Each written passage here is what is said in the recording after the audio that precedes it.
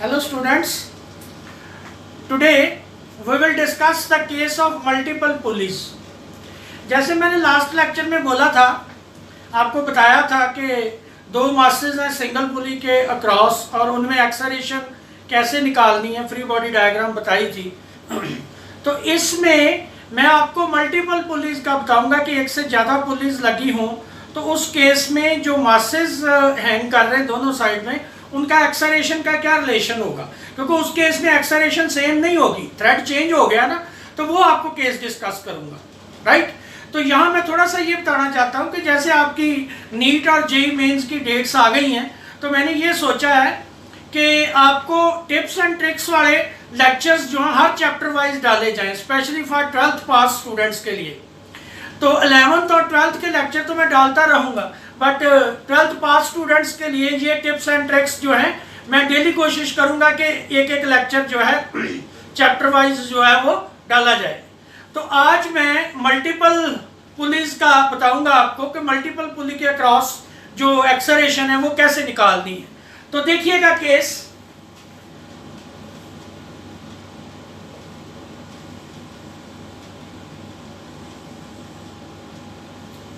ये एक मास है M1,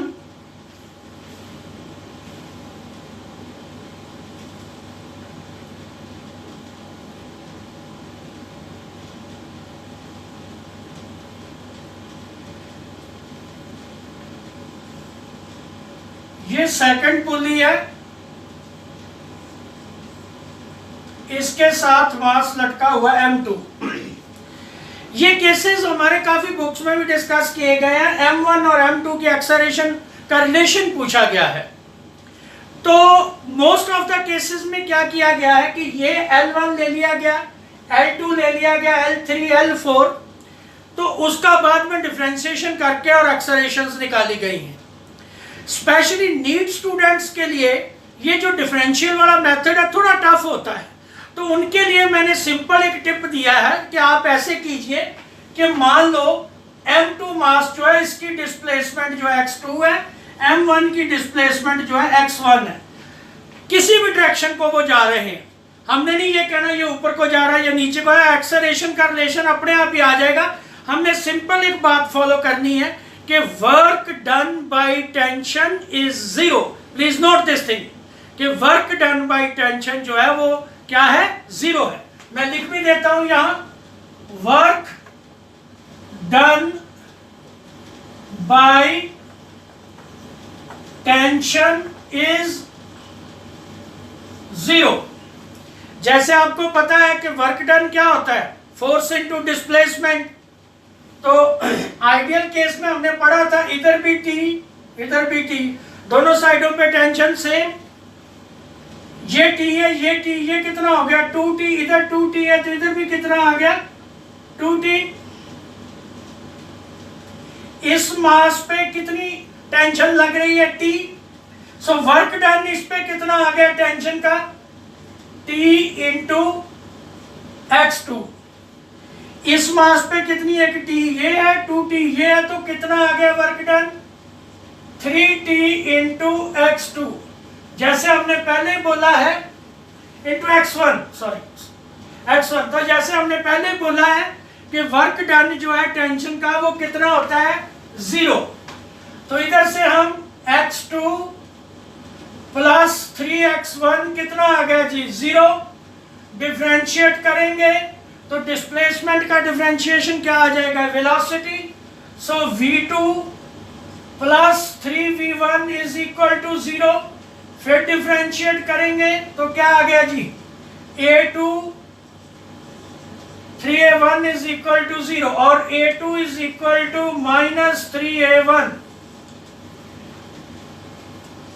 नेगेटिव साइन इंडिकेट क्या करता है कि अगर एक मास ऊपर को जाएगा तो दूसरा नीचे को आएगा।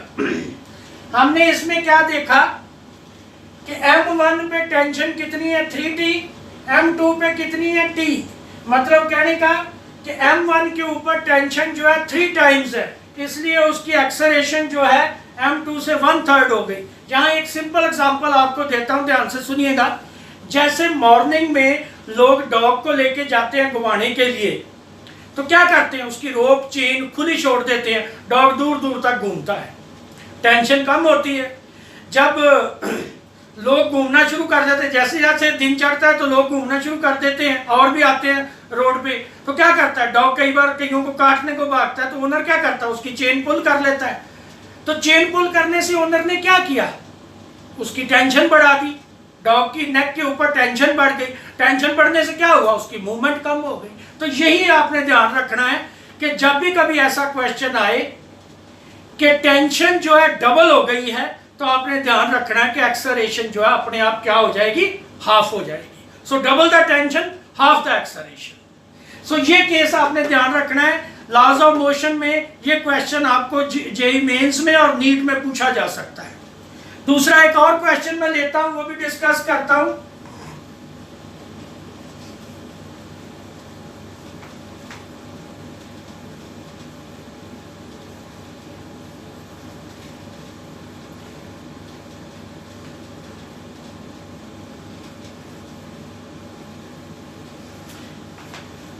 ये क्वेश्चन जो है आप, मैंने जो फर्स्ट लेक्चर में आपको बताया था और इसमें आपको बताया कि पुली जब डबल हो जाती है, टेंशन ऊपर जाएगी, 2t हो जाएगा। तो दोनों क्वेश्चनों को जोड़ के मैंने ये क्वेश्चन आपको समझाने लगा, ध्यान से देखिएगा।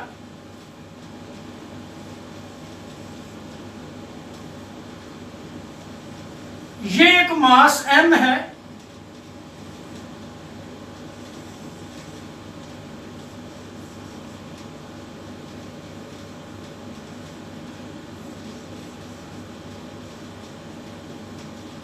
ये 2 kg और 3 kg मासेस हैं। ये पुली से, इस पुली के अराउंड इनको जब छोड़ा गया तो ये मूव करना शुरू करेगा। 3 kg नीचे को आएगा, 2 kg ऊपर को जाएगा। तो हमारा क्वेश्चन क्या है कि व्हाट इज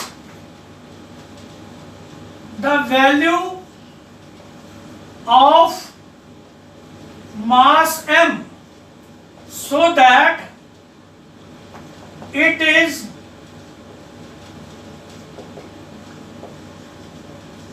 stationary। तो हमने वही फ्री बॉडी वाला कंसेप्ट लेना है। आइडियल केस है, यहां t 2 kg ऊपर को जाएगा, 3 kg नीचे को, ये t है, ये t है, ये कितना हो गया 2t, ये भी कितना हो गया 2t। अब अकॉर्डिंग टू क्वेश्चन क्या है, m कैलकुलेट करने के लिए इसका वेट जो है नीचे को होगा, ये इक्विलिब्रियम में रहे कि मास ना ऊपर को जाए ना नीचे को आए। क्या होना चाहिए, अकॉर्डिंग टू क्वेश्चन 2t जो है किसके बराबर होना चाहिए, mg के। तब जो है ये मास जो है स्टेशनरी रहेगा। उसके लिए हमें क्या करना पड़ेगा, टेंशन निकालनी पड़ेगी। टेंशन का उस दिन मैंने आपको रिलेशन बताया था, डायरेक्टली यूज कीजिए। 2m1 m2g over m1 plus m2, 2 into 2 into 3 into g over 2 plus 3, 12/5g। ये आपका t आ गया। अब आप उधर चलिए कि 2t जो है वो किसके बराबर, mg के। तो 2t कितना आ गया, 2 into 12/5g is equal to mg। तो m कितना आ गया जी, 24/5, 4.8 kg। मैंने ये क्लास में क्वेश्चन कराते हुए देखा, बच्चे क्या करते हैं, इधर 2 kg दिया, इधर 3 kg दिया, बच्चे सीधा कह देंगे जी m 5 kg। ऐसे नहीं निकालना, टेंशन को इक्वल करके निकालना है, राइट। ये क्वेश्चन जो है आप ऐसे कर सकते हैं। एक क्वेश्चन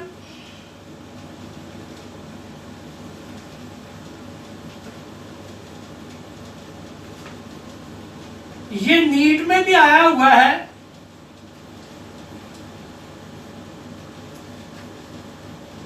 नॉर्मल रिएक्शन निकालने का जब 2 और 3 मासेस जो हैं फ्रिक्शनलेस सरफेस के ऊपर पड़े होते हैं। पहला क्वेश्चन मैं उसका डिस्कस करूंगा। हमने नॉर्मल रिएक्शन निकालना है दो मासेस के बीच में। ये देखिए वो जो नीट में आया था क्वेश्चन वो 3 मासेस का। मैं पहले 2 मासेस का आपको क्वेश्चन दिखा देता हूं, उसके बाद 3 मासेस का भी करेंगे। पहला देखिए, मान लो ये एक मास है, एक मास ये है, ये 4 kg, ये 2 kg। मान लो इसके ऊपर 12 न्यूटन जो है फोर्स लग रही है, राइट। हमने क्या निकालना है इसमें, इन दोनों मासेस के बीच में नॉर्मल रिएक्शन निकालना है। नॉर्मल रिएक्शन क्या है? Normal force to the surfaces in contact, वो निकालना है हमने। एक बात याद रखनी है कि क्वेश्चन कोई भी आए लॉज ऑफ मोशन में, ऐसे नॉर्मल रिएक्शन निकालना है, मल्टीपल पुलिस का कोई भी ऐसा क्वेश्चन आता है जैसे, तो आपने ध्यान रखना सबसे पहले एक्सेलरेशन निकालनी है। इन क्वेश्चंस में तो स्पेशली, क्योंकि एक्सेलरेशन नहीं भी पूछी तभी भी आपको जरूरत पड़नी है, इसलिए आपने ये एक्सेलरेशन तो निकालनी है। सबसे पहले हमने एक्सेलरेशन निकालेंगे। एक्सेलरेशन मैंने आपको क्या बताई थी? Net pulling force over total mass. इधर देखो कोई ऑपोजिशन नहीं है, ये फोर्स इधर लग रही है, फ्रिक्शनलेस सरफेस है, नेट पुलिंग फोर्स कितनी हो गई 12 और मास कितना हो गया 6, तो कितनी आ गई 2 मीटर पर सेकंड स्क्वायर। ये तो पहला स्टेप अपना हो गया, ये आपकी एक्सेलरेशन आ गई, ये आपने याद रखना है। उसके बाद हमने क्या करना है, इन मासेस को अलग अलग कर लेना, फ्री बॉडी बना लेनी है। पहले हम ऐसे लेंगे, ये क्या है 4 kg। अब देखिएगा, ये ध्यान से देखिए, इधर से 12 लग रही है, 12 न्यूटन। ये मास 2 kg जो है 4 kg को रिएक्शन दे रहा है, इसका मतलब क्या लग रहा है इधर से R। तो आप क्या करोगे, सपोर्टिंग फोर्स, जैसे मैंने फर्स्ट लेक्चर में बताया था, supporting force 12 minus opposing force is equal to net force. Net force क्या है? Net force is always equal to mass into acceleration. So 4 into 2, तो R आपका कितना आ गया 6 न्यूटन, राइट। एक तो आपका नॉर्मल रिएक्शन ऐसे आ गया। दूसरा, कई बार बच्चा पूछता है कि इस पे अगर निकालना हो, देखो दोनों में नॉर्मल रिएक्शन तो सेम रहेगा, इसकी फ्री बॉडी ले लेते हैं। अब आप 2 kg ले लीजिए, ये अगर इस पे ऊपर R लगा रहा है तो ये भी R लगा रहा है, इसका मतलब इसको सपोर्टिंग फोर्स क्या है R।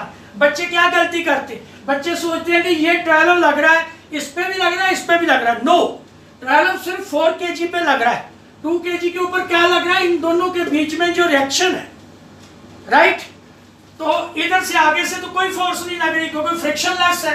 तो आपका क्या आ गया, सपोर्टिंग फोर्स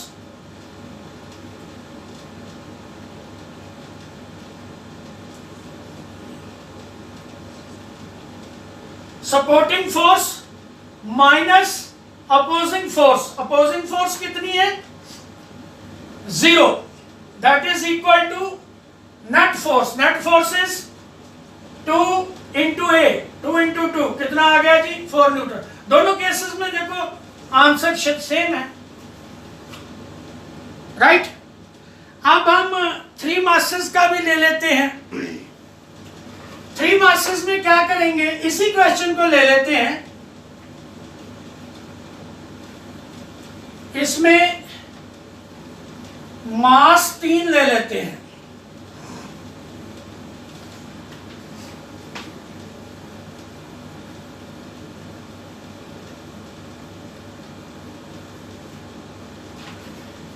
तीन मास लेंगे, जैसे 4 kg, 3 kg एंड 2 kg। इसमें हमने 4 और 3 में नॉर्मल रिएक्शन देखना है, 3 और 2 में देखना है। ये मान लो R1 है, ये मान लो जो है वो कितना है R2 है। इधर मान लो जो फोर्स लग रही है दैट इज 18 न्यूटन। जो पहला मैंने आपको बताया है कि सबसे पहले हमने एक्सेलरेशन निकाल दी। एक्सेलरेशन कितनी आ गई? नेट पुलिंग फोर्स 18 और टोटल मास कितना जी? 9। कितनी आ गई? अब नॉर्मल रिएक्शन निकालेंगे ये R1 से। पहले R1 वाले केस में फ्री बॉडी बनाएंगे 4 kg। फोर्सेस पे कितनी लग रही है? 18। अपोजिंग क्या है? R1। So you will say 18 minus R1 is equal to 4 into 2। तो R1 कितना आ गया जी? 10 न्यूटन। सिमिलरली R2 इसमें से निकाल लीजिए। दूसरा मेथड भी बताऊंगा कि इसमें से कैसे निकालना है। इसमें से निकाल लीजिए, थर्ड बॉडी का लीजिए, ये मान लीजिए 2 kg है। इसके ऊपर सपोर्टिंग क्या है? R2। अपोजिंग तो कोई फोर्स नहीं है, तो आप क्या करोगे? R2 minus 0 is equal to 2 into acceleration. कितना आ गया जी? 4 न्यूटन। मान लो आपने इसके ऊपर निकालनी है, 3 kg के ऊपर आप निकालना चाहते हो कि R2 की वैल्यू हमने 3 kg पे निकाल दी, तो ये भी ले लीजिए, ये भी कर सकते हैं आप। ये आ गया 3 kg। इसके ऊपर क्या है? R1 जो है वो सपोर्टिंग है, R2 जो है वो क्या है? अपोजिंग। R1 आप पहले निकाल चुके हो, 10 newton minus R2 is equal to mass into acceleration. तो R2 आपका कितना आ गया? 4 न्यूटन। ये देखो दोनों केसेस में ही सेम आया। तो आप दोनों केस ऐसे जहां से मर्जी आप नॉर्मल रिएक्शन निकाल सकते हैं। Thank you.